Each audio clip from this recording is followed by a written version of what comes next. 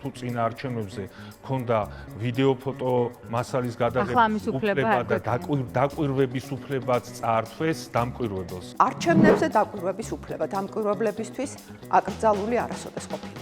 საქართველოს საარჩევნო კოდექსი კრძალავდა და კრძალავს ამომრჩევლის პერსონალური მონაცემების დამუშავებას და გამშვალებას.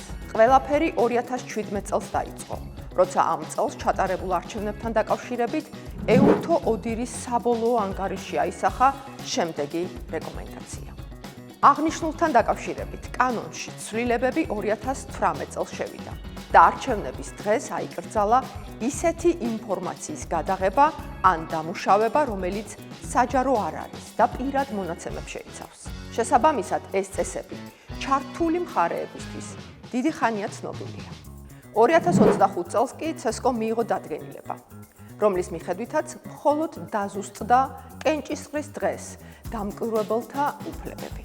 ეს ცვლილება კი საჭირო გახდა, რადგან 2024 წლის არჩევნებზე დაფიქსირდა შემთხვევები, როცა ზოგიერთი პირი არ ღვევდა დადგენილ წესებს ფოტო-ვიდეო გადაღებისა და პერსონალური მონაცემების დაცვის დროს. აქვე ინფორმაციისთვის გეტყვით, რომ საარჩევნო უბნებზე ფოტო-ვიდეო გადაღება მკაცრად რეგულირდება ბევრ ევროპულ ქვეყანაშიც.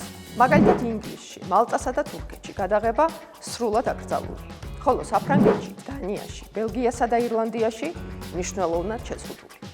ავსტრიაში მედიას საარჩევნო უბანზე შესვლის უფლებაც კი არ აქვს. ამიტომ ნუ ენდობი ბრმად ხმამაღალ განცხადებებს და გადაამოწმე ინფორმაცია მანამ, სანამ გაიზიარებ ვებგვერდზე disinfo.cc.gov.il